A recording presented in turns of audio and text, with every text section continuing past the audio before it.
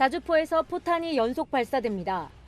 트럭 위에 자주포를 탑재해 범용성을 높인 한화 에어로스페이스가 개발한 차세대 무기 K9MH입니다. 온라인에 유출된 이 영상이 빠르게 확산됐는데 외신들 반응이 뜨겁습니다. 우크라이나 군사 전문 매체 디펜스 익스프레스는 장전 속도 면에서 독일의 RCH-155를 능가한다고 극찬했습니다. 스웨덴의 트럭형 자주포 아처 시스템과 비교하기도 했습니다.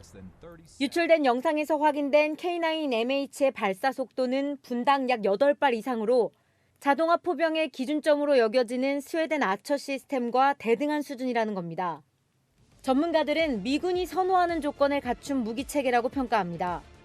기본적으로는 빠른 배치, 경량화 이런 것들을 추구를 하고 있기 때문에 그 차륜형의 자주포에 대한 수요는 있을 거로 보입니다.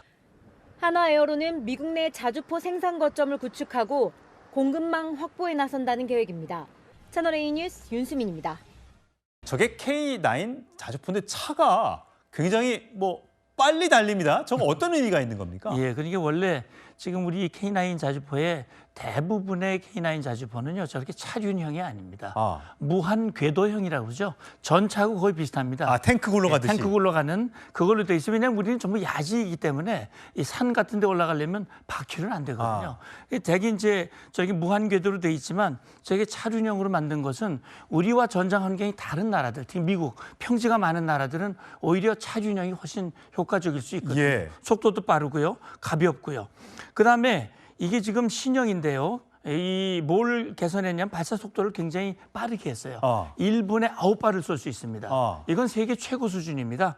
그리고 또 한 가지는 포탄과 신관을 이렇게 이중급탄 방식으로 해가지고 상당히 빠른 속도 이 개량했다고 하는 점이 국제적으로 세계가 주목하는 그런 것이고 예. 그런 점에서 저렇게 로봇팔로 막 장전을 하고 막 그러네요. 네, 그렇습니다. 이게 이제 포탄과 신관이 들어가면서 결합이 돼가지고 장착이 돼서 발사가 되는 겁니다. 예. 굉장히 전에 사람이 다 하던 것을 기계가 해주니까요 굉장히 빨라진 거죠. 예. 우리가 사실 방공망도 지금 수출하고 천궁도 수출하고 있고 저렇게 자주포도 수출하고 있고 사실 전쟁이 끝나면 이제 방산에 대한 관심이 떨어질까 했지만 그동안 무기를 많이 갖다 썼으니까 또 만들어야 되고 저게 힘이 약하면 국력이 약하고 국방력이 약하면 저렇게 침공을 받을 수도 있구나 해서 중동이 너나 할 것 없이 우리의 이 국산 무기들을 많이 사갈 거라고 하는데 진짜 수주가 많이 되고 있나 봐요. 그럼요. 그러니까 지금 사실은 러시아가 우크라이나를 침공한 게 벌써 4년 전이거든요. 예.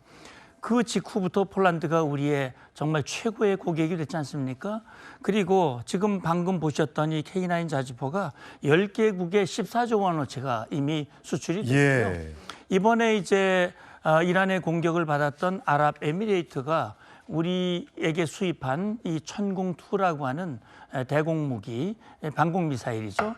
방공미사일이 96%의 명중률을 자랑했는데 이게 가성비가 뛰어난 거예요. 예. 미국의 팩3라고 하는 그 무기보다 가격이 4분의 1밖에 안 됩니다.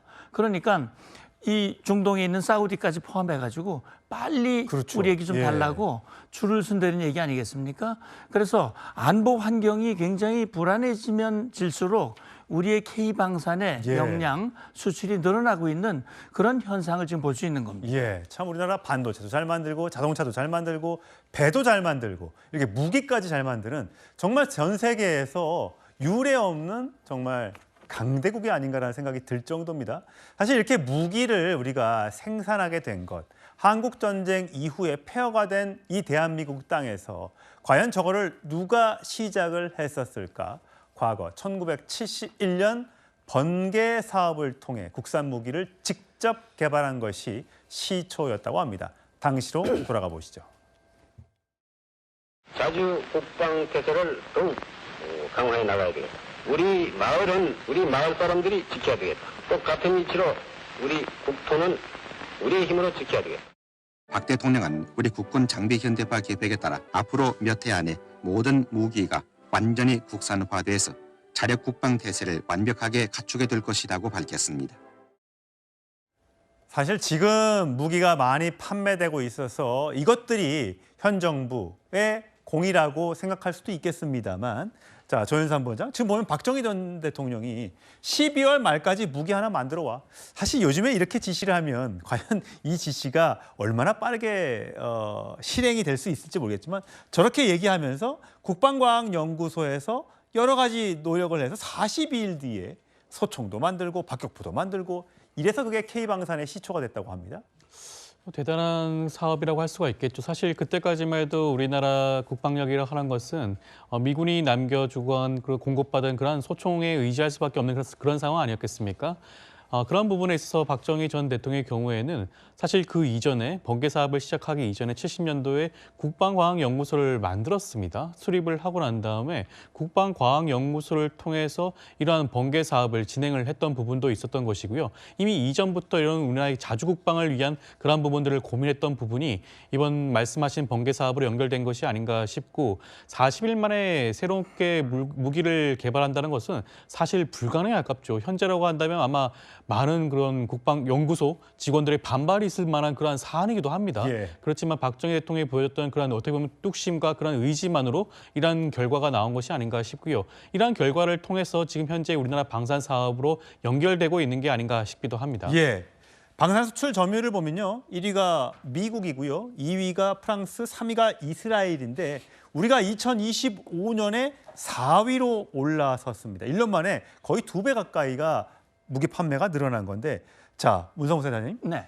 결국은 아까도 말씀드렸다시피 박정희 전 대통령 시절부터 쭉 이어져 왔던 어떤 국방의 경쟁력, 그 국방비를 사실 너무 많이 쓰는 것 아니냐라는 비판도 물론 있었습니다만 우리가 휴전 국가이고 분단 국가임을 감안하면 그때 그렇게 투자했던 것이 지금의 결실로 나타나고 있다 이렇게 봐도 되는 겁니까? 그렇습니다.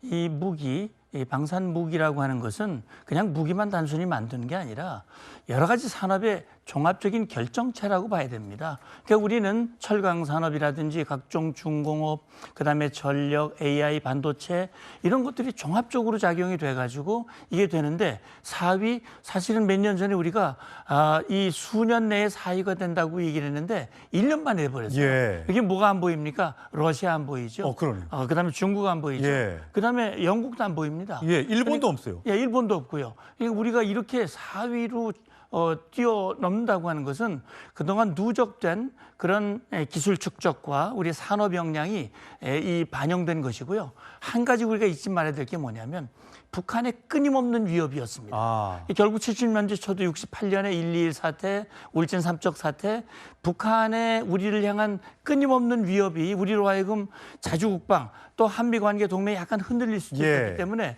그 가운데서 우리나라는 우리의 힘으로 지켜야 된다라고 하는 강한 박정희 대통령 이후에 역대 정권이 그런 노력을 해왔기 때문에 오늘 이런 결과가 왔다라는 생각이 들고 리더십의 것도 있지만 우리 국민들의 방위성금도 냈었고요. 국민들의 끊임없는 지지 이 결과라고 저는 봅니다. 예, 알겠습니다.